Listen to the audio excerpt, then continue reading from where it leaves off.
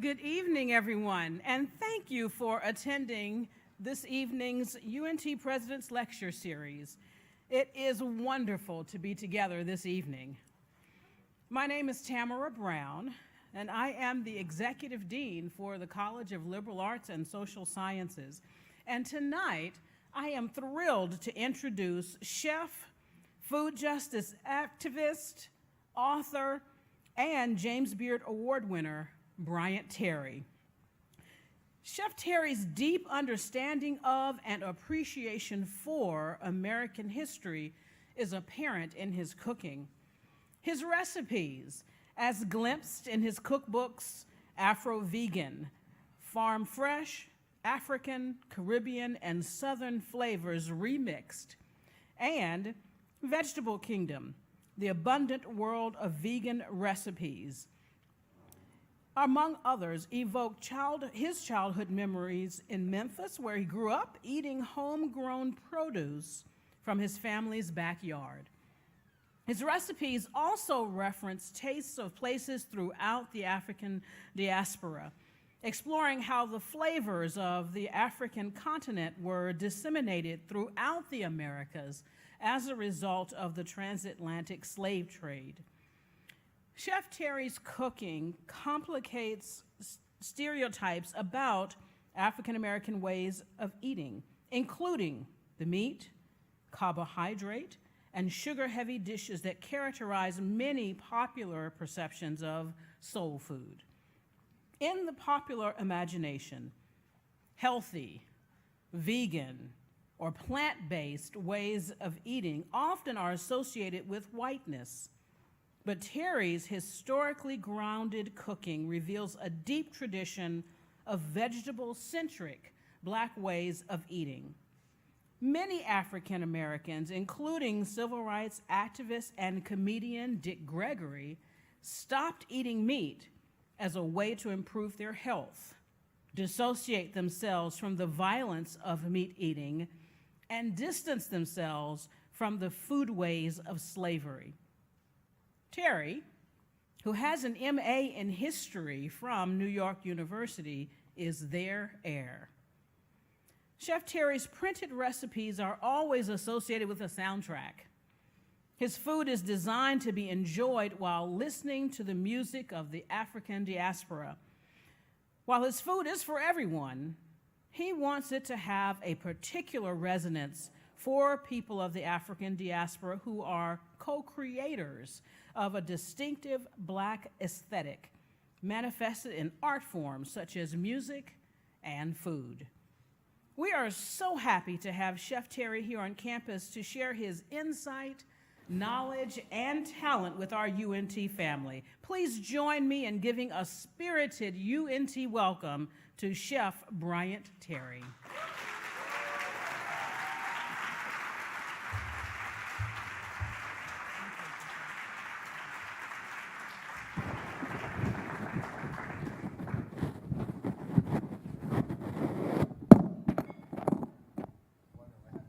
The mic was falling down my apron. Okay. You guys hear me? Is that good? Is that better? Okay, great. My maternal grandmother, Margie, kept a cupboard in her kitchen that was about 7 feet tall and a foot deep, each shelf crowded with glass jars full of preserves, pickled pears, peaches, carrots, green beans, figs, blackberry jam, sauerkraut, and her not-to-be-forgotten chow chow. Who knows what chow chow is in here? All right, I'm back in the South because when I'm in New York, I have to do a whole diagram and explain to people what chow chow is. But if you don't know, cabbage, onions, peppers, chopped finely, cooked for about 5 hours, and served as a relish along with leafy greens, collards, mustards, turnips, kale, dandelions. Listen, my grandmother could work magic in the kitchen. You knew she was cooking whenever you entered her house, even if you didn't smell it, because you'd always hear singing. Glory, glory, hallelujah. When I lay my burden down, burden down. No more Monday, no more Tuesday, when I lay my burden down. Whenever she rolled out the dough for her fried pies, it was as if her love and connection to spirit were additional ingredients that she folded in.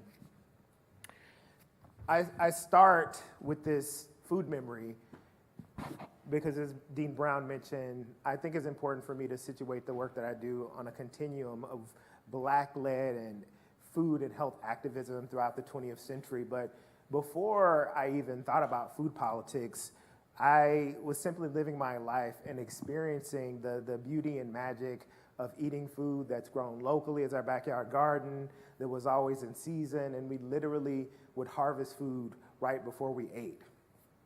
I'm a child of the South. My family has roots in the rural South, in Mississippi and Tennessee and Arkansas, where we own farms.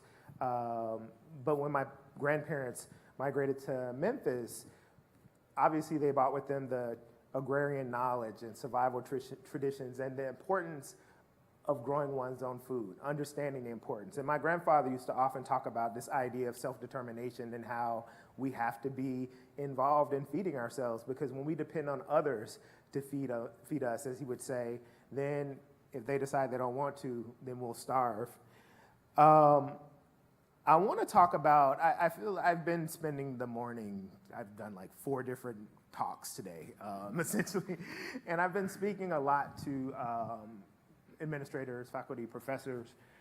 I want this presentation to speak to the students, because some of the most transformative moments in my career as a college student was when we had speakers come in and I got an opportunity to listen to them. And given that we were at a campus that was largely composed of students who were pre-med, we had a very small English department. In fact, I was one of only 2 males in the English department. And at the time, there were like, I think on Xavier's campus in New Orleans, there were like 24 women to every man on campus, and men took advantage of it, and they need to be called out for that. But the point is that I got the opportunity to sit and have lunch with Alice Walker. Alice Waters came later. Alice Walker and Michael Eric Dyson and the late great Jacob Lawrence, the visual artist. So a couple things that I'd like to do is share my autobiographical narrative and just tell you a little bit more about who I am and how I got here. And I'd love for you to listen for a couple things. One, the power of humanities. I stand before you as someone who is an English major, who enrolled in a PhD program in history, decided to go to culinary school, and is now a chef and author and now a publisher. And I'm very clear that even just thoughts about becoming a publisher, I just got my own publishing imprint, 4 color books under Penguin Random House, and Black Food, my latest publication, which came out a month ago, is our flagship publication. And I don't know if I would have even thought about being a publisher had I not majored in English and fell in love with words back as an undergraduate. But the other thing I want you to listen for and be mindful about is finding your passion, because I think that's what my life as it unfolded was really about, finding what I was put on this earth to do. And I truly feel like this is my calling. This is the, as Alice Walker often says, the rent that I'm paying for the privilege of living on this earth. And then I guess finally, and this is for everyone, undergrads, community members, and beyond, I want us all to think about how we can step into activism. And I'll talk a little bit about the way I imagine an audience like this embodying that, because I had to move past my own kind of reductive and narrow ways of thinking about activism and understand the kind of complex ways in which we can all contribute to creating a better world, a better food system, and so on and so forth. So when I think about the arc of my work, it wasn't someone standing up and giving some heady intellectual lecture or a documentary film, but the thing that I would say moved me into food activism was actually a song. Can you guys believe that? Have you heard a song that just transformed, just changed everything for you? Is that something? Maybe it's just me. Maybe. Okay. All right, 4 people. Great. So for the people who've had this experience, I have always understood the power of literature, the power of words. I come from a musical family, the power of music to just evoke emotions and move us to a different place. So I don't know, do we have any hip hop fans in the audience? 4 more people again, great. Listen, if you've only heard rap that has been coming from the mainstream corporate control radio, I understand why you probably might not like it. A lot of that stuff is violent and antisocial and misogynistic and homophobic and probably stuff that we definitely do not want kids listening to, but they do all the time because my wife plays the radio and that crap is all over the radio. That's a whole other story. But I remember the day so clearly. A buddy of mine gave me this tape by this rapper. Well, it was a group, one of the seminal groups in hip hop, Boogie Down Productions. And whoa, we have some hip hop fans in the audience? Okay. And so back then we listened to these things called tapes, were these plastic receptacles with like magnetic tape in them. So heard this song and literally I was floored after hearing these, because I grew up in this period that we talk about as the golden age of hip hop, where a lot of the music that was somehow making it to mainstream radio and on TV, the videos, was socially charged, politically conscious, and this song certainly kind of comes from that ethos. So it goes a little something like that. Y'all ready for this? Yeah. Come on, y'all. I'm on California time. I'm jet lagged. I did 15 talks already today. I need you to give me some energy so I can give it back to you. Okay, how about this? It goes a little something like this. This is my mic. Beef. What a relief. When will this poisonous product cease? This is another public service announcement. You can believe it or you can doubt it. Let us begin now with the cow. The way that it gets to your plate and how. The cow doesn't grow fast enough for man, so through his greed, he creates a faster plan.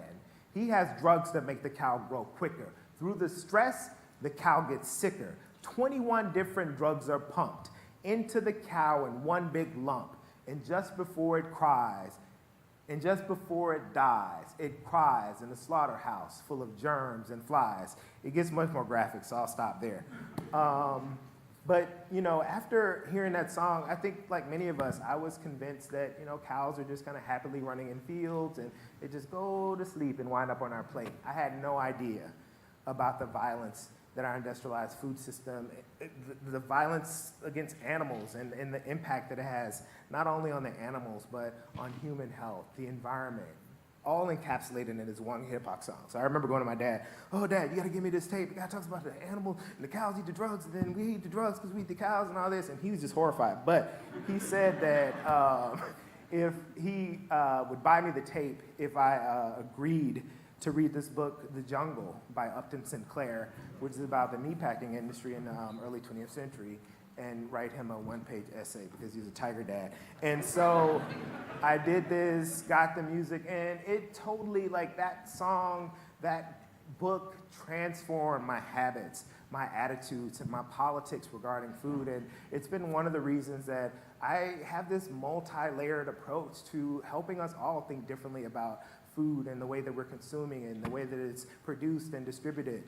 So, and I'll talk a little bit about that more later, but the moment that I decided that it was important for me to follow my path and do this work. And so I just want to talk a little bit about just the expectations of my middle class Black family and the way that they so narrowly define success for my sister and me. It was always, the mantra was be a doctor, be a lawyer, be an engineer. I didn't say anything about a professor. I just kind of snuck that in. I'm going to go to grad school and be a professor. But, early on, I never felt like that was the path for me. I felt like that was this cookie cutter mold that many of them, my parents, my other family members in their community, it was expected of many of the kids because they were strivers, they were upper middle class, and they wanted us to continue in that trajectory. But, what I learned is that we need to follow our own path. We need to listen to our higher selves, listen to our deepest desires, and really follow that. Because what I've seen, and I think we've all seen, is that, especially over the past 2 years now, close to it, is that nothing is guaranteed, nothing is promised. Like, we're in a period of tumult. That job that you think you may want, it may not exist. It may not be everything that you imagine. And so if no other period, I would say this is the period where you just go for what you desire, do what you love, really follow your path and drown out a lot of the noise and the chatter. And, you know, even with the best intentions, I think that sometimes our family members can, you know, push us on a path that they want to see us on and not truly supporting us in being on a path that we're meant to be on. Are you guys feeling me on that? Really? And I mean, it's easy for me to talk about this in hindsight, and I made a lot of decisions that helped me to further find that path. And I'll share a couple of, you know, things that I think might be useful for you. Being quiet, being still, finding whatever mindfulness practices that might make sense for your life. Maybe it's going to church and praying. Maybe it's walking in a forest. Maybe it's sitting on a mat and meditating. Maybe it's yoga. But just those moments, I think the cacophony of noise and busyness of this world, especially with social media, and it's something that I'm constantly talking to my daughters about, my 7 and 10-year-old, is that we have to find space where we're quiet and we can listen. We can listen and we can like see the world through fresh eyes, because sometimes I think, whatever you call it, spirit, infinite intelligence, God, the primal sound, energy, force, it speaks through different people, it speaks through signs and symbols. So I just want to ask you to figure out whatever those practices are for you so that you can listen more deeply and truly figure out what you're put here to do. So I get to grad school because I was like, okay, I'm going to do this my way. I'm going to enroll in this PhD program. I'm going to be a history professor because I got a chance to do an undergraduate research program. And I don't know if you guys know about it. Do you have the McNair Scholars Program here on campus? Okay, McNair Scholar, we had a center on campus at Xavier 112 called Grad Star. And it was really geared towards supporting people in the humanities to go into PhD programs and do research, because so much of the emphasis on the campus was on like pre-med. Because I think Xavier's the #1. They put the most African Americans in medical school for like the past 35 years or something like that. And so I did an undergraduate research program at University of Illinois Champaign-Urbana. I worked with this English professor for 9 months, or 9 weeks. And then the following summer before my senior year, did this research program at NYU. And we, you know, got a chance to listen to all these professors on campus. And this one professor gave us a guest talk. His name is Robin D.G. Kelly, and he's one of the preeminent historians. We got some historians in the house. And I heard him, and I just felt like whatever it is you want to do, I want to do. Whatever it is you do, I want to do that, because you're brilliant, and I love the way that you think, and I want to be a better writer and a better thinker and produce work that moves people and changes the world.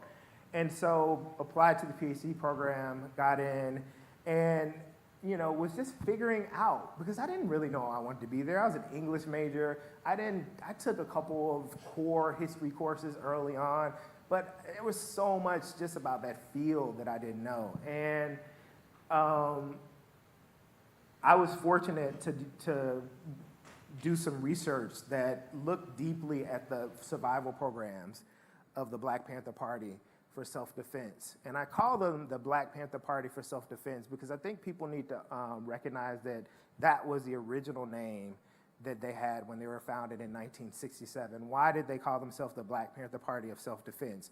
Well, because they were addressing similar issues that we're addressing now, police violence in Black communities. Right in Oakland, California, there was a history of police harassing and in some cases killing Black citizens. And so the Black Panthers started as a way to police the police and ensure that they were accountable and that they weren't violating the rights of the denizens of this community in West Oakland. There it is. And so while they did this work, they developed an analysis that understood that there are a range of issues that were plaguing these communities, and they responded programmatically through their survival programs. They had over 60 programs that were aimed at meeting the basic needs of people living in society. Everything from having ambulance services that would take the elderly to the hospital in timely fashion, to sickle cell anemia testing, to brilliant programs that responded to this intersection of poverty, malnutrition, and institutional racism. They had two programs that I was very, very excited to learn about. Their grocery giveaways, in which they were giving away groceries to low-income residents of the Bay Area, and their free Breakfast for Children program. Has anyone heard of this program before? 4 people again. So the free Breakfast for Children program was started in 1967 with the help of a reverend in West Oakland, California. What was it aimed at? It was aimed at feeding children a hot, nourishing breakfast every single morning. I mean, look, there's a growing body of research that connects nutrition and diet with educational outcome, behavioral outcomes. They knew this a long time ago. Does anybody have a problem with feeding, especially just children, period, but especially children on the margins who might be food insecure and not know where their next meal comes from? Does anybody have a problem with feeding children a hot, nourishing breakfast every day? So, you know who had a problem with that? The US government. J. Edgar Hoover, who was the FBI director at the time, said that the Black Panther's Free Breakfast for Children program was the most dangerous threat to the internal security of the United States. And so they were pushing back against this, harassment and repression from the government, but they continued doing this work that was vital for communities thriving. So when I learned about it, I was clear that the work that they did in the 60s, that work was still relevant. And I talk about this story of seeing, things through fresh eyes after learning more about their programs, and being on the subway one morning and looking across and seeing this group of kids standing up at 7 o'clock in the morning. I was like going to Manhattan, a TA from Brooklyn, and I saw children, 7 o'clock in the morning, drinking sodas, energy drinks, sugary juices, eating Red Hot Cheetos, candy bars. These children were consuming these edible food-like substances, as Michael Pollan calls them, but they weren't things that any of us should be eating in the morning. These are snack foods. These are things we should have occasionally, but this was their breakfast. And I knew that these children were being stuffed and starved, eating a lot of high-calorie foods that are high in salt, high in sugar, high in fat, and low in the desirable nutrients that we all need, but especially young people whose minds and bodies are developing. And so from that moment on, I decided that I wanted to do work in the spirit of the Black Panther Party and the many activists throughout the 20th century. And it's important for me to say, as was mentioned earlier, there are these perceptions around plant-based eating, and I think so much of it comes from like the ascendancy or just Peter Singer kind of defining veganism. And when we think about it, I think in the popular imagination, so often we imagine historically upper middle class white suburbanites, more recently maybe like young white gentrifiers living in urban centers, and that leaves out so many people who have embraced these practices. And I think about the first time that I even learned about veganism was from Black family members who were Seventh-day Adventists. And this was obviously a part of the, theologically driven, but learning about that from these Black people, and then learning about the work of Dick Gregory, the social justice activist and comedian, and reading his book, Cooking with Mother Nature, and then learning about, the Nation of Islam and their health ministry, and Rastafarianism, the religion that came out of Jamaica in the 1960s, and how that, it embraced this diet that's devoid of animal products and processed foods and all these things. So I think it's important for me to situate myself on this continuum of Black food and health-led activism. So I left graduate school and went to culinary school with the express purpose of founding an organization called Be Healthy that used cooking as a way to engage young people. Why young people? If we think about social movements, many other social movements, but just looking at like in the 20th century, I think about the anti-apartheid movement in South Africa. I think about the civil rights movement in the American South. So much of the energy and creativity and on the ground, movement building was done by young people. And when I thought about this problem of the issue that we see across the country where people are facing these physical, economic, and geographic barriers to accessing healthy, fresh, affordable, and culturally appropriate food, I knew that it had to be young people that led this movement and that really helped us to manifest a different reality. So we started working with young people, and these are young people from the lower economic strata of New York City. Most of them came from neighborhoods that really exemplify how we can't look at food in this box, in this silo, without understanding the many other issues that are connected. Because most often, when we go to communities that lack healthy, fresh, affordable, and culturally appropriate food, and I'm talking about this with the assumption that people are aware of this reality of what many people have historically called food deserts, these communities in urban centers or even in rural spaces where people can't access healthy, affordable food. But let me just paint a picture for you. When I first moved from Brooklyn to Oakland, California in 2006, I was living on Lake Merritt, this beautiful natural lake adjacent to downtown Oakland, and 2 blocks away from the apartment I was living in, there was this corner store, and one might call it a gentrified corner store, but it had lots of organic greens and bulk grains and bulk beans and my kombucha and my red hot blue chips and a lot of crap that I shouldn't be eating, but they had it right there for me. I could just walk downstairs.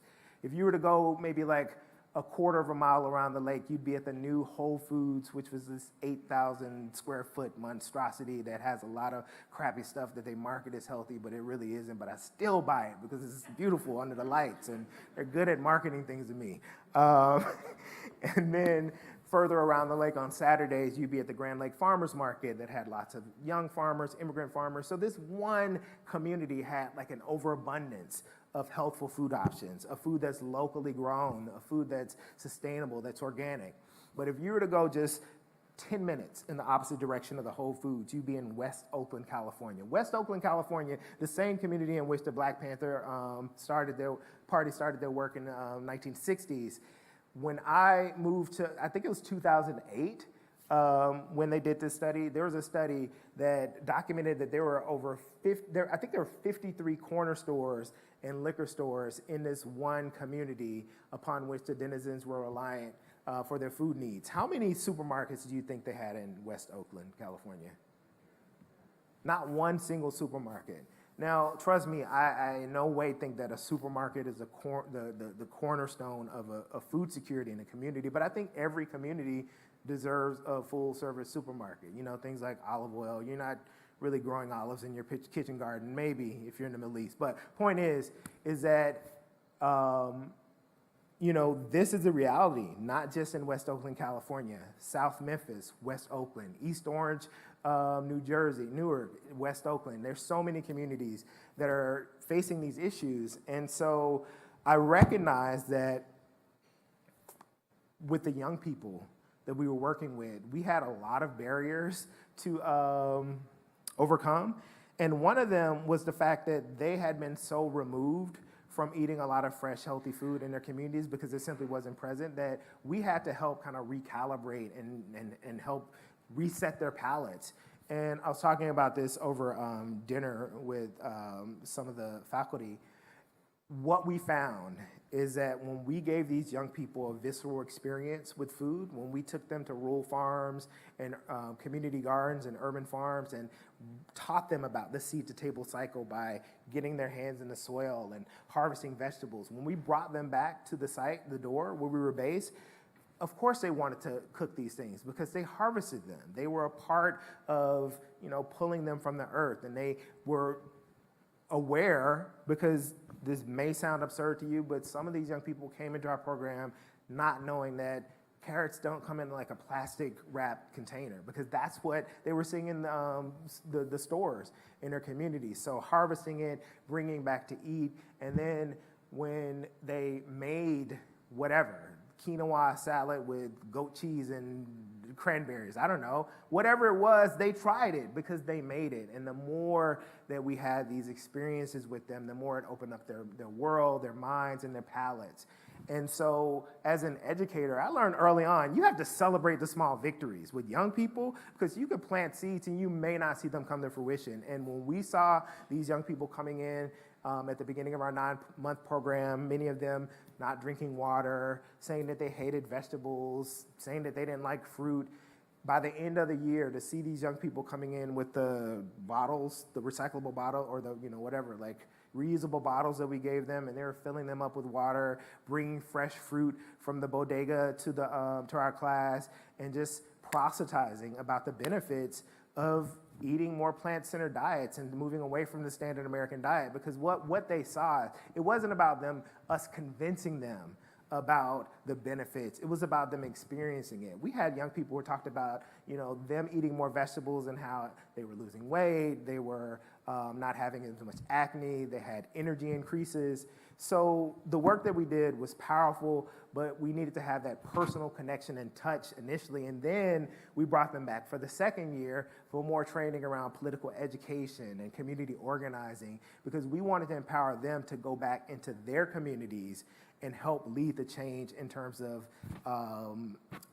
addressing food apartheid. And I don't know if people are aware of this term, but a lot of food justice activists have largely rejected the term food desert and are embracing the term food apartheid, because what it does is it squarely puts into focus that these are structural issues. They're like structural barriers and policies that prevent small to mid-sized farmers from thriving, that isolate people in communities, these urban centers where they don't have access to food, and on and on. I think I started talking about this earlier, but I wanted to close the loop on the point that most communities that have very little access to healthy, fresh, affordable food are the same ones that have crumbling infrastructure, segregated, underfunded public schools, oftentimes very little green space for people to be active. These communities that are often dealing with environmental racism, industries that are in these communities that are poisoning the air, the water, and the soil. And what I saw working with these young people is that they're brilliant. They have amazing solutions that they want to offer to the world. They have ideas about how to transform the realities in their communities. And the last thing that they need is someone else telling them how they should fix these problems.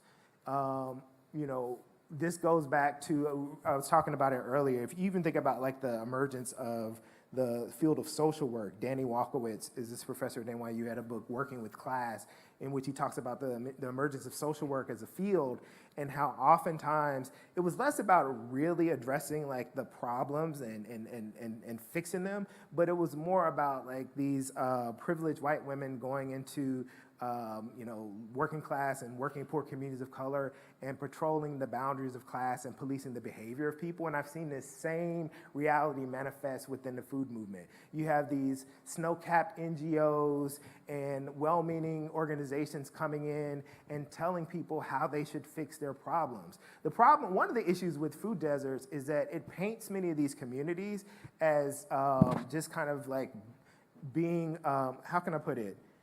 Through the lens of lack. First of all, deserts are thriving ecosystems, but when you look at these communities and you look at it as a food desert, it fails to recognize that there are people who have been active as community organizers and underground base builders who've been working to transform food systems for decades. It doesn't recognize the immigrants who might be growing the foods from their homeland, or people, like many of my family members who moved from the rural and urban South to the West Coast, and they're growing their traditional foods they were eating back in the South. So I think it's important to disrupt this idea of a food desert and see these as places where people have been deprived materially, but they're still working through it. What these communities need are a shift in power and resources into the hands of the people living in communities. And I truly believe that the cornerstone of food justice, and I'm not talking about the food movement. I'm not talking about this push towards eating more sustainable and local foods and buying fair trade products and getting organic things. I'm talking about changing the reality so that everyone has the basic human right to healthy, fresh, affordable, and culturally appropriate food. And I would argue that The cornerstone of food justice food justice, how can I put it? It moves beyond advocacy and direct service and calls for organized responses to food insecurity that are owned and driven by the people who are living in these communities and who are impacted by these issues. Are you guys feeling me on that? That's truly food justice for me. I should be wrapping this up soon, but I do want to get to the cooking demo. And I want to say that, in terms of every one of us imagining ourselves as activists, I think that we need to understand the issues, our runaway food system, our broken food system. The issues are so systemic that every little drop in the bucket can help us get to a tipping point. And I think that I was talking about this morning, about the way in which I had to overcome my own narrow ways of thinking about activism as only being on the streets, protesting injustices or grassroots-based building, which are vital to growing movements. And I think we need to all think about, well, what makes sense for us? Where I'm standing, where I'm sitting, how can I be of most service to creating a more healthful and sustainable world or food system or whatever issue you care about? And I think we should all care about food, because issues around health, food, and farming affect us all.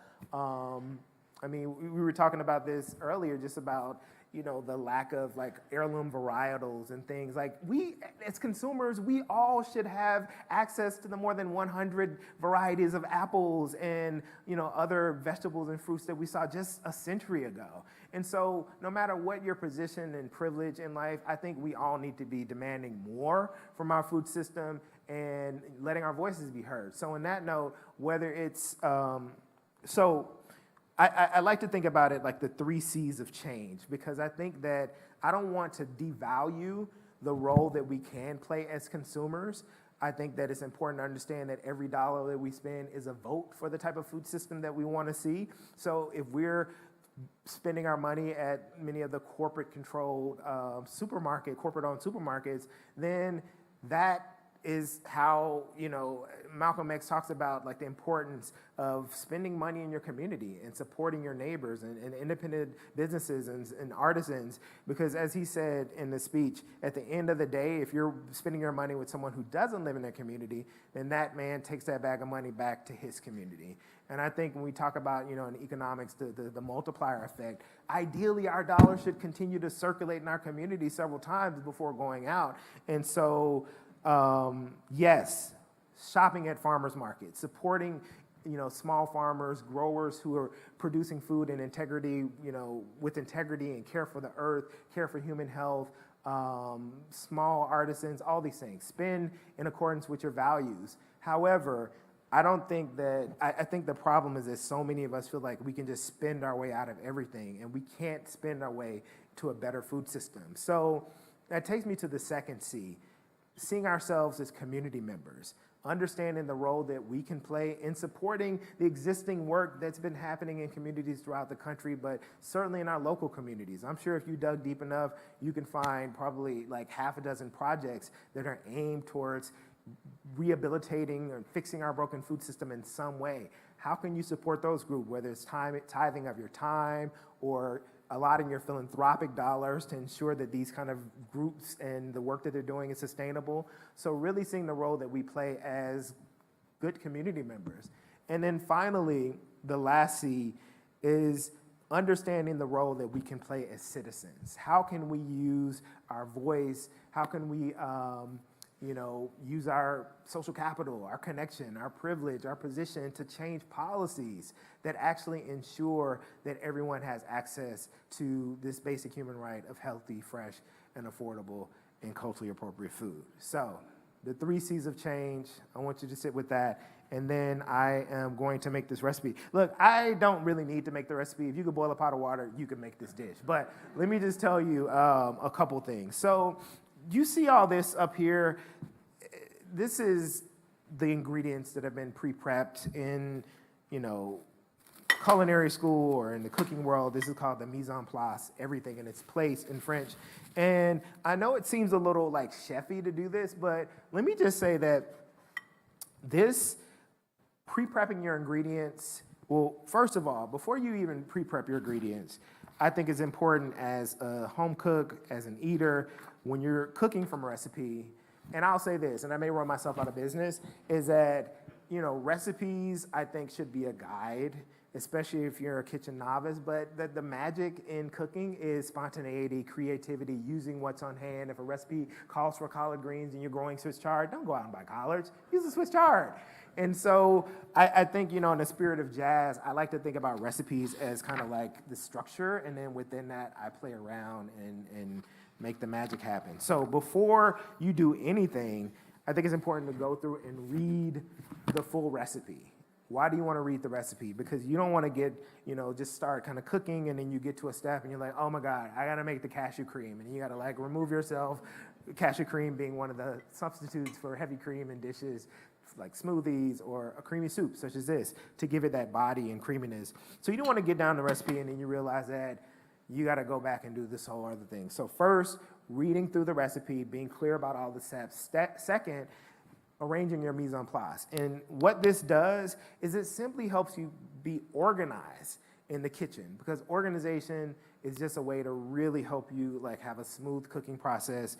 And so literally going through the recipe, measuring out every ingredient, and then when you start cooking, the only thing you need to do is just throw stuff in the pan and keep it moving. So another thing that I want to encourage you all to do, this is what I presume is homemade vegetable stock.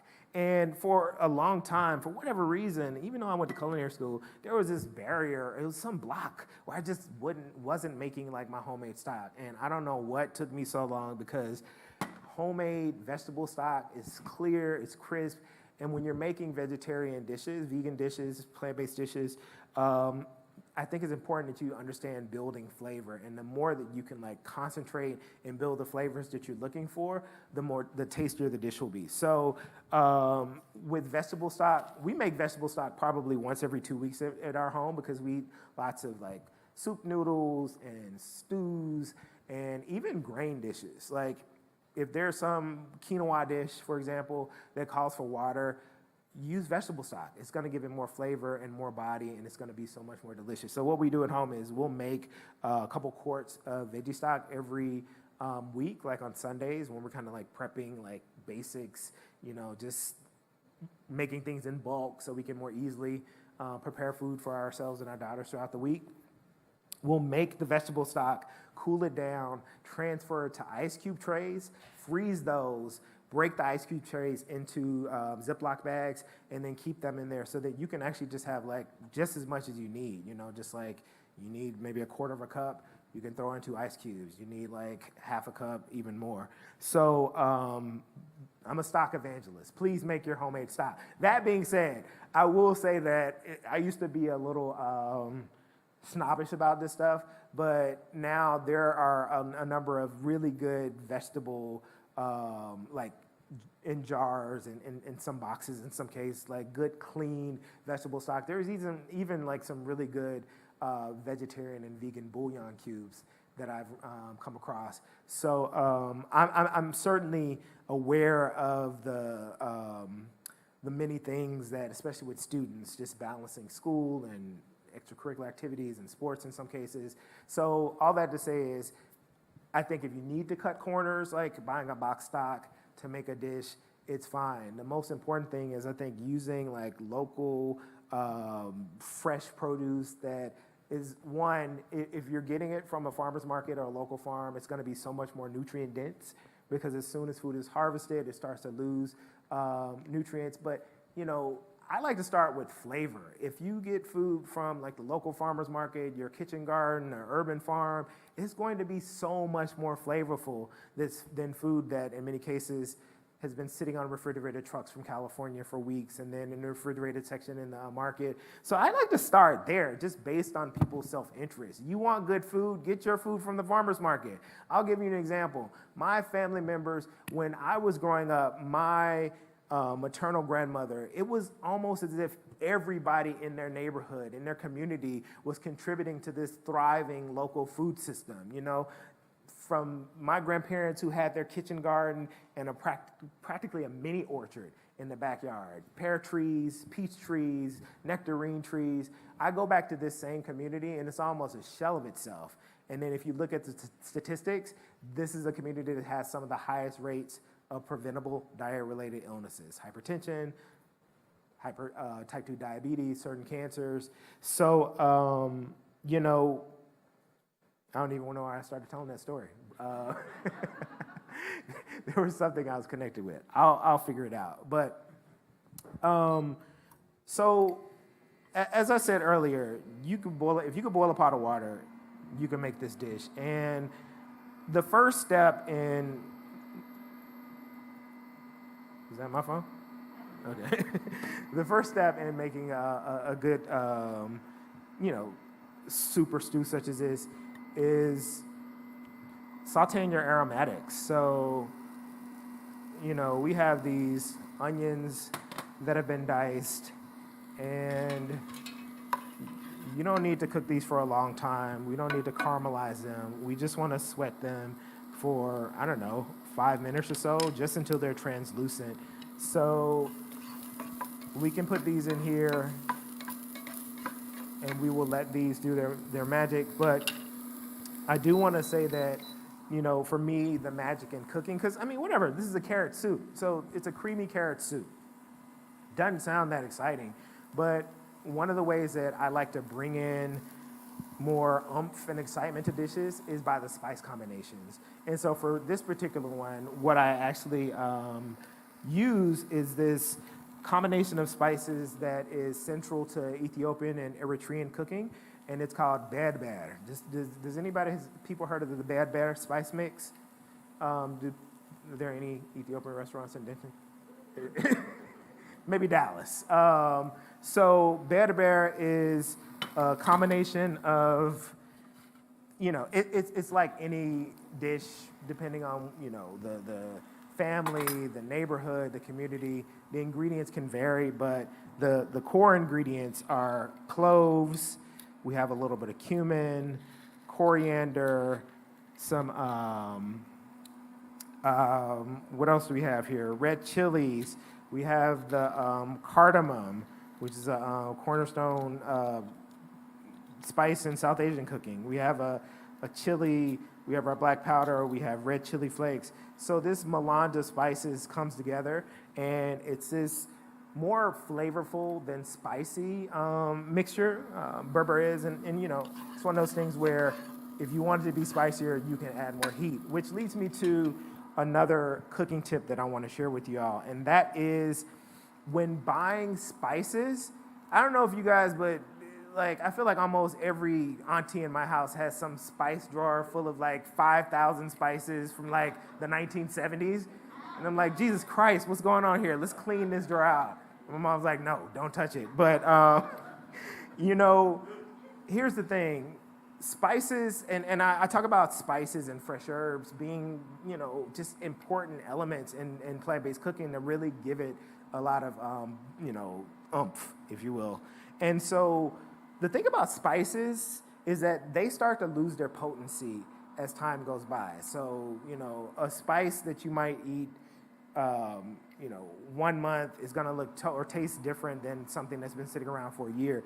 And so one of the things that I suggest, if possible, is buying your bulk, buying your spices in bulk. If you have a resource where you can just get a couple of tablespoons or a quarter of a cup instead of getting like some big bottle, because typically that bottle's, by the time you get halfway, it's not gonna be exciting and have that body that you want.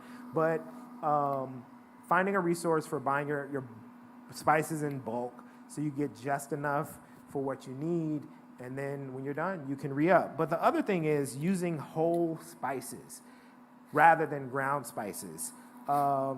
In this case, like let's just take cumin, for example. Cumin, you find it in these whole spice pods. The way that you prepare it to then be ground and cooked is you want to toast it a little bit, and we're talking about a couple of minutes on a dry skillet, and that's just going to help to draw out some of the natural oils and freshen it up. And then you can simply grind it with a mortar and a pestle or in a spice grinder. So that's going to give you so much more flavor than the pre-ground spices that you get. So just more tips. I do need to be, how much time do I have? Because I want to make sure that, hey, this is why he's the president over here, okay? So I'll go quickly, all right? So this is, we can imagine that the onions have been, they're right where they need to be. I am going to add a little bit of ginger to this, and I want to give you a quick tip on the best way to peel your ginger, because this rhizome can be a little tricky getting around when you use a typical Y-shaped peeler. So a spoon. Spoons are a great way to peel off the skin of fresh ginger, and then it allows you to kind of like get into those contours and really ensure that this is all clean. And whatever, it won't hurt, especially if you can mince it finely, if a little bit of the skin gets into the dish. But definitely using some type of soup spoon to peel your ginger is a great way to get it all nice and pretty. And then we simply want to mince this. One of the reasons that, outside of the freshness, another reason that I have a lot of spice blends in my cookbooks is because, you get to customize your spice blend to make sense for you. I think about something like, like the Bed Bear, for example. If you like it really spicy, you can add more. If you want, like, I don't know, a more of a kind of aromatic lift to it, you can add more of the cardamom. So, just another benefit of doing it on your own. So we're going to add our ginger. I'm going to crank the heat up a little bit more. And then just a little bit of minced garlic.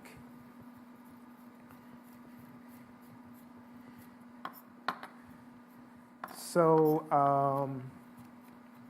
we talk about the work that we were doing with young people, and the way that I've really imagined my cookbooks from that point on as hoping to raise people's food IQ. I see the books that I'm writing as a practical tool for giving people like recipes that they can make at home and actually execute the dishes that we talk about in the essays, and these kind of like classic ingredients and flavor profiles and dishes throughout the African diaspora. So I'm going to add the garlic, and as you know, once you add the garlic in, you got to move quickly, because why? Hello? It'll burn. Who does that? Do people cook and then their garlic and then it just burns really quickly? Does that happen to people ever? Let me give you a tip. So rather than heating your fat, in this case we're using extra virgin olive oil for this soup, rather than heating the fat and then adding the garlic, a great way to ensure that it doesn't burn up, combine your garlic slices, minced garlic, whatever, with the oil, then raise the heat. That way you can control the speed with which it cooks, because as you know, once it's burned, it's burned. So we have our aromatics. Are you guys starting to smell the garlic, ginger? Let me give you another tip. When you say you're having a dinner party, as soon as people start coming over, get you a little skillet, some olive oil, some garlic, turn that heat up slowly, let that flavor get you an oscillating fan. And then you let that whole garlic scent just permeate the house. It always impresses people. It could be like an ice cream social sundae, and people are like, oh my God, you're amazing. So just dropping some knowledge on you guys. You want to impress your friends. So we have our carrots that have been thinly sliced. In this case, it doesn't really matter how the carrots are cut, because we'll be blending it into this puree. But I will say that, in the case of sauteing them for a soup or roasting vegetables, for example, what you want to ensure is that your vegetables are uniform in size, because what you don't want to do is, say you're roasting some root vegetables, if you have some pieces that are like half an inch and others that are a quarter of an inch, the smaller pieces are going to burn quickly, while the other ones, you're waiting for them to get fork tender. So as much as you can, cut them uniformly. And I'll say, if there are two things that I would suggest one does to just kind of build a foundation, or if you're a novice, like really give you more confidence in the kitchen, one, invest in a good chef's knife, right? There are a lot of brands now when you can get, we got chef and knife enthusiasts in here. I love it. So you can, there are a lot of like good brands that have lower price point, good chef's knives, and I would suggest that you do some research, find you a good chef's knife, and keep it sharp, because you're much more likely to cut yourself with a dull knife than you are with a sharp one. And then the other thing is, get you a good blender. I will say invest in a good blender if you can. I don't know about the Warren commercial, but we will see how this works out. But I will say that, there's like Vitamix, which is I guess the Bentley of blenders nowadays, but there are other brands with a lower price point. But you want to get something that's going to withstand smoothies, soups, whatever you're pureeing, and be able to like stay on for a couple minutes without the engine, the motor burning out. And so invest in that. And this is looking all exactly where I need to be. Now, I'd say typically you probably want to have those carrots simmering or sauteing for like 15, 20 minutes until they're going to be fork tender, but we had the chefs parboil them so we could move this along. So, so we're going to transfer everything into our upright blender here. Now, this is another tool that you might want to add to your kitchen. Oh, we actually have one. I didn't even notice. An immersion blender. I don't know if you guys have used one of these, you have one, but it just streamlines making things like soups and stews, because all you need to do is stick it in there and it's gonna like puree it beautifully. It's gonna be silky smooth. So we have this. I forgot to add the spice blend, but you know what? That's okay, because I'm just gonna add a little bit here, turn my heat on, and just toast it for a little bit. See? No mistakes, just opportunities. So we can toast our better spice. Look, you can use whatever spice combination that you'd like for a soup like this. I mean, the carrots are a blank palette. You can use ras el nuid, bear, a Creole spice blend, whatever makes sense. So we'll add a little bit of this, not too much. And then we're gonna have our vegetable stock. So if you are ever blending things with using an upright blender and some of the liquid is hot in there, here's a couple things you need to be very mindful of. One, and this is fine because the stock was room temperature, but just kind of walking you through. One, if the liquid is hot, you don't want to fill it more than halfway up top. And then you want to make sure that you use a clean kitchen towel, cover the blender, and then cover it with the lid, and then we're just going to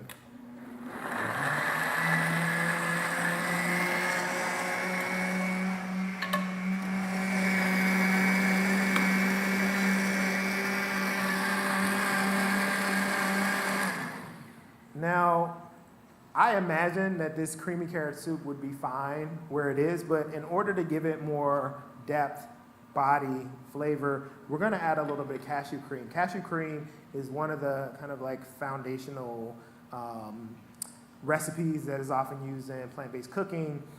It's simply raw cashews that have been soaked overnight or 8 hours, blended with water until they're creamy. And the key is you want to use raw cashews because they have a neutral flavor. Try to avoid cooked ones if you can, or ones that have been toasted. And so we'll add in a little bit of cashew cream. I think this might call for like a quarter of a cup or something, but you know, once again, this is really dealer's choice depending on your own personal tastes and desires.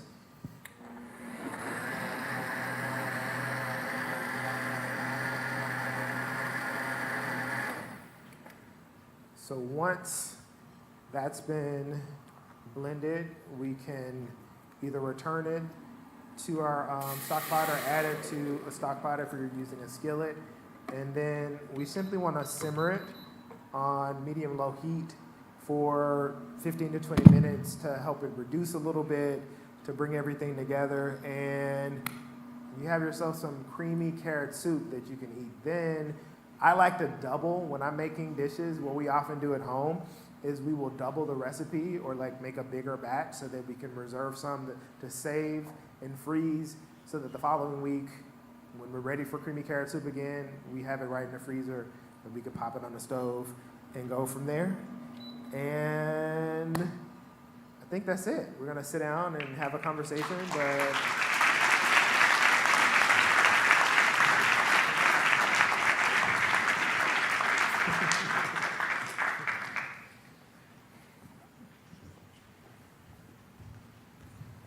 Chef Terry, thank you so much for that delightful demonstration. I had my mask on, but it still was very aromatic, and I can imagine it's going to be delicious. Now, I am happy to welcome to the stage College of Merchandising, Hospitality, and Tourism Dean Jana Hawley and UNT President Neil Smotrisk for a conversation with Chef Terry about his unique experiences and insights. Audience, if you have a question for Chef Terry, you're invited to approach one of the many mics that are on stands throughout the room. And as time permits, President Smotrisk or Dean Hawley will call on you to join the discussion. Come on down. Great job. Smells good. We get to eat? I don't know. We just ate. Yeah, we do. Thank you so much. That was incredible. And I love how you tied so many different things together about social justice, food activism, you know, the lived life of people who are in not food deserts, but experiencing food apartheid. And I just want to start off with a question because this bugged me immediately. You start off, you said, get the kids involved. And hopefully that will last through their lives, transform their lives. And we all know the intersection of cultural change and understanding often comes from food. Because food's a common denominator we can all relate to. So the kids get into it. They get their hands messy. Awesome. They eat something that maybe they made or grew. How do you scale it? That's a great question. And one that I probably failed miserably at because I shut the organization down after 4 years, but that was because I moved to California. I think that there are organizations who've been doing the work for a while. I think about the Food Project in Boston. I think about the People's Grocery in West Oakland and in the Midwest, Will Allen's organization, Growing Power.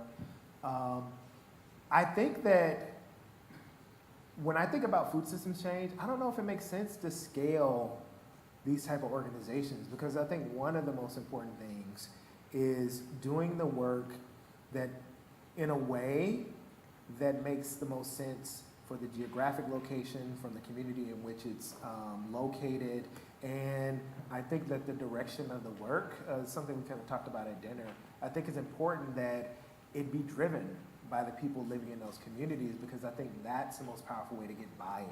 When people feel like they're actually having a say in the development in these type of projects that are going to positively impact their communities, they can actually offer their time, their labor, their expertise. I found that those projects are much more sustainable than ones in which people feel like they're just kind of like pawns in the game. Yeah, the NGO, they get like a multi-million-dollar grant to go and do some work with the poor people, and we're just kind of like a part of that. I think people have a sense of when they're being used and when the work isn't coming from like the most genuine place. And as I keep reiterating, I think that any efforts to transform food systems have to come from the people who are being impacted by food insecurity. And, you know, not to say that well-meaning institutions or philanthropic organizations or individuals who want to be in community and support these groups, I think that they should. I had to confront the reality that it's not just race issues that we need to attend to when we're talking about people coming in and altruistically helping communities, class issues as well. I recognized early into the work with these young people that I had very little in common with them besides the fact that we were like folks of color. You know, I grew up in an upper middle class family.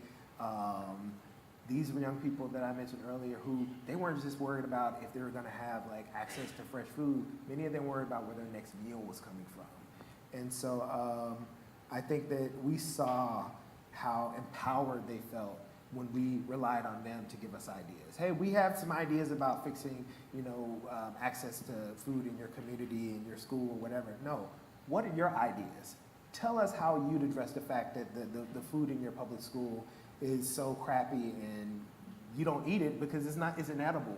Or tell us what you would do about the fact that in the same chain supermarket, Met Foods is one of them. I'll talk about them.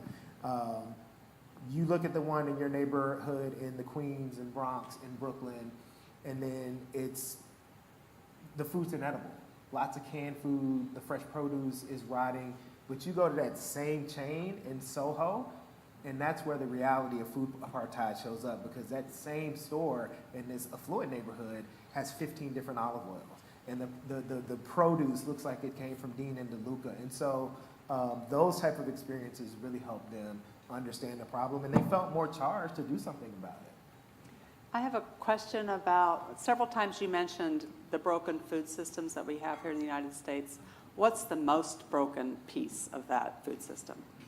I don't even know if I would like give some hierarchy. I think it just depends on where one wants to focus the work, because I think people living in rural areas that are food insecure, their number one priority is bringing more access to food to those communities. I think for small to mid-sized farmers who are barely able to survive on the farm and they have to take a second and third job, like their issue is how can we allot more monies to small to mid-sized farmers, not just the big ag. I talk a lot about the reality of young or people living in urban centers, these places we call food deserts, or people dealing with food apartheid, because that's where my work started. But I understand that there's so many issues within our food system that we need to attend to. So, I ask people, well, what do you care about? Because some people care about farmers a lot more than they do, people who might not have access to food. And I'm like, that's fine. Work on that issue, because I want to see mid to small size farmers thriving as much as I want to see people in rural and urban areas having more access to food. So how much blame goes on to the corporate food production systems that we have? I mean, I think it's problematic that a handful of multinational food corporations largely control our food system. I think the fact that corporations get to determine what prices the food is, they get to determine what's available, they get to manipulate and determine how we even imagine food by using these terms like natural. I'm just for example, these terms that don't have legal definition, where they're like, it's natural. It's let me give you some of this gluten-free, natural, organic water, and it's just like that's the power of the corporations. But I will say, I'm not completely against corporations. I think there's a role that businesses can play in helping to move us towards a better food system. That's not my area, but I think there are a lot of smart people who have worked in that sector and are thinking about ways of moving, the corporations in a different direction. But I do think in a similar way that, you have my publisher, Random House, gobbling up all these smaller publishers, and it's giving them more power and control. I think in our food system, when you have a small group of corporations that are largely controlling it, it takes the power away from the people, which I think where the power should lie in terms of our food system, the people, the consumers, the eaters, the people who are actually, on that end of the spectrum. You know, as we become a minority-majority nation, and many states are already there, the idea that the workforce is going to really change maybe helps to change corporate America. And right now, corporate America is not where it needs to be. But from where I sit, there's a powerful urge right now to diversify the workforce as part of the future. Yeah. You think that that diversification can lead to a better understanding of the kind of corporate social responsibility that needs to be placed into communities? For sure, but I think that kind of diversity, like, so I'll put it like this. One of the reasons that my literary agent and I pitched the publishing imprint in 2020, when you had the uprisings, the racial reckoning, like this nation re-examining its conscience, there was a revelation of a lot of racism within the media, and specifically food media, and a lot of the legacy food media companies.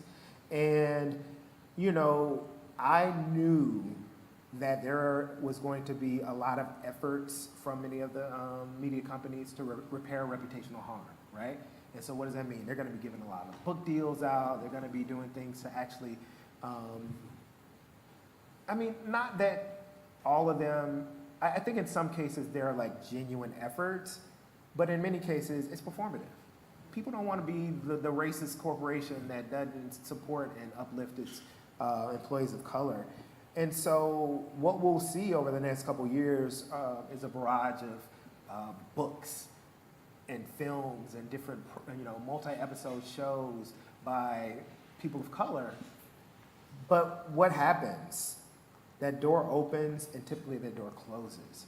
And so what I understood is that, and I've always understood, the need to diversify not just the people who are getting the talent, if you will, but the people who are in the decision-making positions in these corporations. Because the only way that the food media is going to be more diverse is if you have people who are working in media companies, in publishing houses, that understand the stories that need to be told, that want to have more, that don't want to see a homogenous kind of like slate of books that are coming out every fall. And so I feel similarly with businesses. It's more, they have to go beyond bringing in employees on a lower level. What about upper management? What about the CEOs? What about the people who are hiring the real positions of power? And I think once we can diversify those spaces, then we can see more equity from the top to the bottom. So, amen.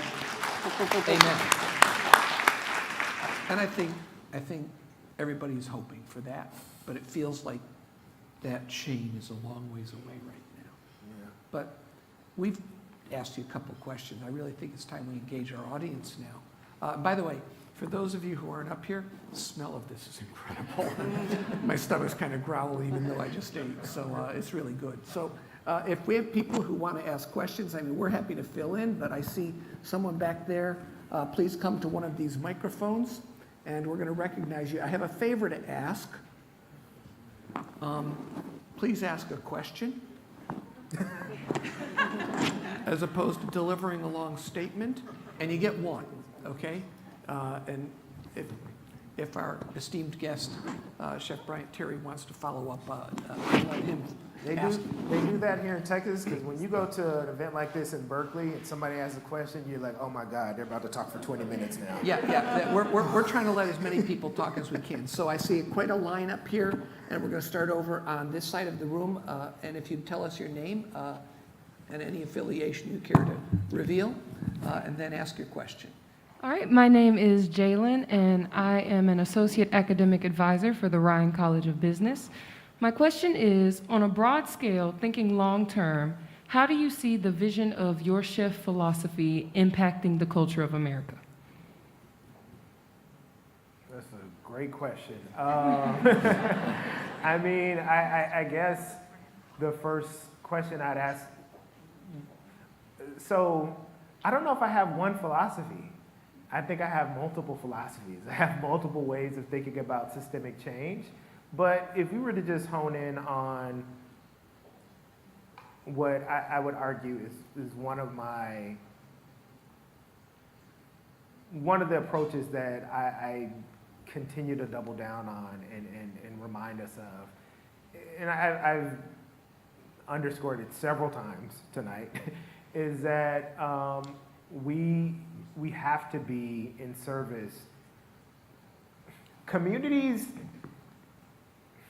and I even hate saying we have to be in service of communities, but I think, those of us who understand that we need all hands on deck, I think we need to figure out ways in order to support historically impacted communities in a way that feels supportive and not patronizing, and allow their gifts and talents and leadership to shine through. When I was talking about, earlier in terms of like me just recognizing like, wow, I don't have a lot in common with these young people, and I don't know, really questioning, is it right for me doing this work?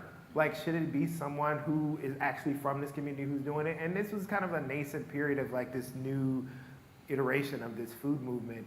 And what I recognize is that it's okay for me to do the work. It's okay for some well-meaning white person to come in and do work in communities if they see a need. But from the beginning, I realized that I and that others who don't come from communities and aren't a part of these traditions, I think that from the beginning, you have to be thinking, what's my plan to exit? How can I ensure that this young person or this person who is a member or part of the base, that they have my job one day, that they actually take over and that they're in leadership? Because I see it in so many different ways where you have like these supposedly well-meaning organizations, and so much of the overhead or so much of the money that's being raised is going towards like salaries and events and trips, and then the little that's left over for the actual work for the people and communities is a pittance.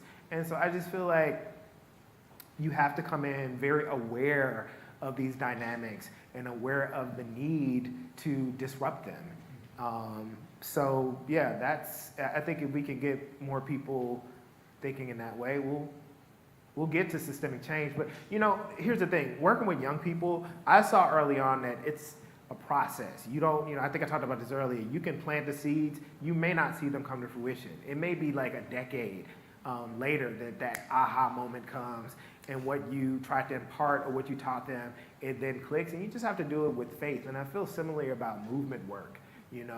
I think that Dick Gregory and Fannie Lou Hamer and Ntozake Shange and the nameless Edna Lewis and the nameless faceless chefs and farmers and food activists, like they were doing the work that with the hope and the expectation that someone like me would come along and then grab the baton and keep the race going. And so my whole perspective is, I hope that, I know that I inspire other people. I know that there are countless chefs and budding authors and food activists who've been inspired by the work that I've done over the past 2 decades. And I think that my best hope is that they continue doing the work, studying, understanding these histories and politics, so that we get closer to the promised land. And maybe it'll be in my lifetime, maybe it won't, but I think that, as Dr. King said, there's a long arc to justice, and we just have to be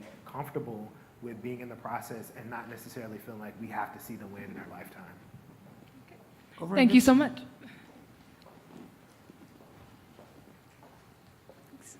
Debbie Simon, UNT alum, 1991. How do you think our food choices affect climate change? And do you think that could motivate more of us to become completely plant-based to save the environment? I'll answer your second question first. No, because so many people don't even want to accept the reality of climate chaos. But yeah, I mean, look, greenhouse gas emissions from our industrialized food system are one of the major contributors to the climate change that we're seeing. And look, I think that I'm hopeful because I've seen so much change over the past 20 years, and I see this movement growing, and I see everyday people who are talking about things like climate change, talking about food systems. I see, people in communities who understand the importance of not just, if not fully, and most people aren't actually, I won't say most people, because a lot of people are from impacted or historically marginalized communities are interested in moving towards more of a plant-based diet. I think a lot of people might be aware that the fastest growing population of vegans in the US are African Americans. And so like hearing those type of things, knowing these realities, it just gives me hope that, kind of going back to the question I just answered, that we just have to do the work with the faith that it's going to have an impact. It's going to like continue to move people to change their habits and their attitudes and their politics. And one thing that again, as an educator, I celebrate small changes. Like those incremental changes are huge. The fact that my parents, you know, in their 70s, and this was starting like a while ago when I first started doing this work, but they read my work, they listen to what I say, and they make changes that make sense for them. Like, you know, they get most of their produce from the farmer's market when it's in season. They do meatless Mondays. They do vegan before 6. They're not necessarily converting to full-on vegan, but those small changes have made tremendous impacts on the way that they live, according to them. And you know, I think they're big victories in the bigger picture. Abigail Burt, freshman, hospitality management major. I have a dream to start my own restaurant in a rural community that's like specifically health-based. What advice would you give to me? You know, honestly, I don't know if I can give you much advice because I haven't been in this space in terms of like, I've never had the desire to even like think about opening a restaurant, let alone running one. But I would say one, I think that one of the most powerful experiences you can have is just shadowing, you know, finding a restaurateur who might be open to taking you under their wing and just really understanding the intricacies of running a restaurant. I mean, there's a lot to learn and there's a lot to do. It takes up a lot of your time. I mean, one of the reasons I really didn't seriously consider opening a restaurant is just because for many of my friends who own them, that's just their whole life. If they're not at the restaurant, they're thinking about it, they're shopping, they're sourcing, and I want to be with my family. So, but as a young person who's, you know, presumably single and doesn't have a family, I think this is a time. This is when you double down. This is when you work 14 hours because you have the energy and you know, can push through that. But I would say like finding opportunities to actually be in restaurants, learn about the internal logic of how they operate, and you know, having a mentor that can help you build out your concept. And finishing your degree here in Yes. hospitality, in food and beverage management, because it's a business. Oh, One more. sorry, was there? Perfect. Okay. Hi, my name is Emma. I'm a fourth year undergraduate student here at UNT. And so knowing about like plant-based diets and all that good stuff, a lot of the ingredients include nuts. But so what if you have a nut allergy, but you are interested in maybe like partaking and doing those small steps towards a plant-based diet, but sometimes it feels kind of limiting because I'm not able to have like cashew cream and all that stuff, and even almond milk can't be in those ingredients. Sometimes that really limits things. How can I overcome those obstacles towards a more plant-based diet? Sure. I think it's just about exploring different options and substitutions. You know, I talk about cashew cream because it's, I mean, it's robust, it's creamy, it's an easy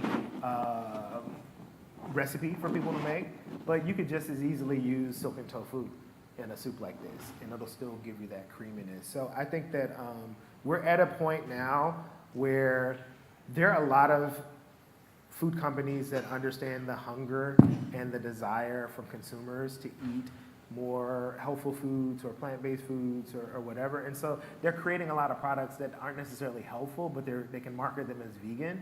But along with that, there are some innovative, cool, book projects like Miyoko Skinner and her whole book. She has a book just about plant-based pantry items. So like, you know, I'm talking about this kind of like in passing, but she really digs deeply on how like all the things that you might want to include in your vegan diet, and you don't necessarily want to buy them ready-made. You want different options because you might have allergies, and there's like an overabundance of them. So I would say, in addition to that, there are some cool, I mean, I'm not completely across the board saying that all the stuff that is being produced by the companies is crap, because there's a lot of things that 10 years ago I wouldn't have necessarily purchased, but now I'm like, oh yeah, the quality has gotten better, this makes sense. So, you know, just going back to the idea of like even vegan bouillon cubes. So I think it just takes just research, but trusted research sources for your research, because there's so many recipes that are online that you can find now, and a lot of them aren't tested, and a lot of them are like crappy, to be honest with you. So just make sure you find trusted sources that have been vetted, that have been tested, and you know, talk to other people who are in the plant-based community. I think when I first became vegan, one of the ways that I was able to make it feel doable and sustainable is by finding a community of other people who are eating plant-based foods, learning from them, you know, being in community to make meals. So I didn't feel like I had the, you know, in college, it was a group of us, about like half a dozen of us, and we would like go to the farmer's market and we would get produce, we would make meals in bulk, and we would divvy it among the group so that, you know, throughout the week I have a carrot soup, and I have like a vegan lasagna, and I have a big vat of sweet tea, so that we're not relying on, I think capitalism often convinces us that you got to do it on your own. If it's a problem, you got to pull your bootstraps up and fix it on your, you know, yourself. And I think we need to think about creative ways of being in community with each other as we move towards these solutions. So I would say a community of other committed vegans or novices would be a powerful way for you to just feel like you can, you know, do it, and you don't have to do it all on your own. Okay, and I'm really sorry, but it's apparently very late, and we're gonna let one more question go by, and I'm looking over at this young man here. Hi, my name is Quincy. I'm a senior studying mechanical and energy engineering. My question is, how do you navigate like the sense of like feeling overwhelmed with dealing with a lot of like social injustice issues, like you're dealing with food injustice, racial injustice, so many things going on, or even like the feeling of like the small changes you are making may not be super impactful. Yeah. How do you navigate dealing with that? You know, I'm gonna give you some advice that I've been giving my 10-year-old for the past couple years. She's very precocious, she's an early reader, and she's a voracious reader. And I often wonder if we introduced her to developmentally inappropriate material at such a young age, because, you know, we want her to be aware of issues around racial injustice and food justice and all these issues. But there was a point a couple years ago where she would be crying at nighttime, and she was so overwhelmed with anxiety and emotions because of what she was learning about the world. It seemed like, you know, there were just these immutable problems that we were just stuck with, and I think that's not healthy for an 8-year-old to feel like there's so much going on in the world, and I don't know if I could do anything about it. And what I told her, and what I tell myself all the time, is that, you know, they're always, I think it was Lao Tzu in the Tao Te Ching, and he talks about there being 10,000 joys and 10,000 sorrows always happening simultaneously. And so the reality is that as we're sitting here, there are all types of horrible atrocities that are happening in the world. But right now, we're being present with this moment of community and celebration at this institution and education and just like connecting. And so that's what we should be present with. So the message that I constantly reinforce with my daughter and myself is be present with what's happening now. Like, I don't want to be in moments where I should be joyful and I'm like, the problems of the world are taking up so much psychic space that I can't even be present with the joy in the moment. So it's a practice, you know, and that's why they talk about, like, you know, in Buddhism, sitting on a mat is like the practice, because you have to keep coming back to it. You have to do it often, and you won't be perfect, you'll mess it up. But I think it's important, especially in moments of tumult like this, these historical periods where things just seem like really intense and you know, problems seem insurmountable. We have to find joy wherever we can and really embrace it and know that that's our birthright. Yeah, I just want to say that's fantastic. I've got a shorter answer. Turn anxiety into activism, because when you take charge of your life and you take charge of the things that you want to do and believe in, then it empowers you, and it can also change the lives of others around you. Wow, you gave an incredible, incredible lecture. The presidential lecture series is better for having had you here. I still want a taste of that soup. But I enjoyed our conversation, and I hope all the rest of the audience did. I think you really turned us on to some ideas that we can take in our lives to change how we teach at the university, to change how our community engages us because of you. So thank you so much. Big round of applause. Chef Bryant Terry. And this is the first college event that I've done in 2 years. Before we had kids, there were a couple years where I was doing over 90 events in a year. Wow. And I have to say, this is forks down one of my favorite and best college visit experiences. And look, I'm from the South, and I have always taken issue with the kind of patronizing way that people who aren't from the South often have these stereotypes and misunderstanding and misreadings and just messed up ways of understanding the diversity and complexity of the South. Before I learned more about UNT, I was like, really? Texas? I had no idea that you guys were doing all this brilliant stuff here. I am seriously blown away, and I think this can be a powerful model. Talking about models, President, there are a lot of best practices that you have here that I will carry on when I'm visiting other places. I will be talking about University of North Texas in a way that I talk about Paul Quinn College and some of the best practices I've seen there, the Yale Sustainable Food Project. This institution is really figuring out what it means in the 21st century to be thinking about and creating a campus that understands the importance of food and food issues. So consider me a resource. I already owe a number of people some emails and some connections, but I had a lovely visit here, and consider me a friend of UNT.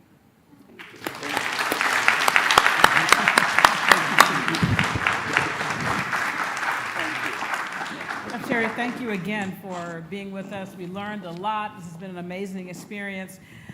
Folks in the audience, if you would like to try out a few of Chef Terry's recipes for yourself, his books, Black Food, Stories, Art, and Recipes from Across the African Diaspora, and Vegetable Kingdom, The Abundant World of Vegan Recipes, are available just across the hall here tonight.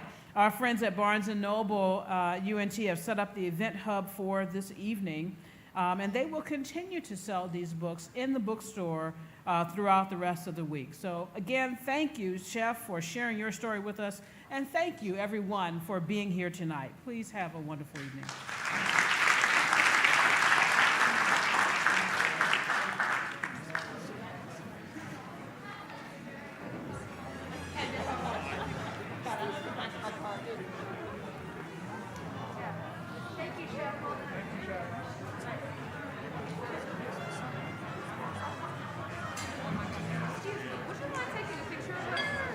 Thank you so much. I'm not the best photographer, but I'll do my best.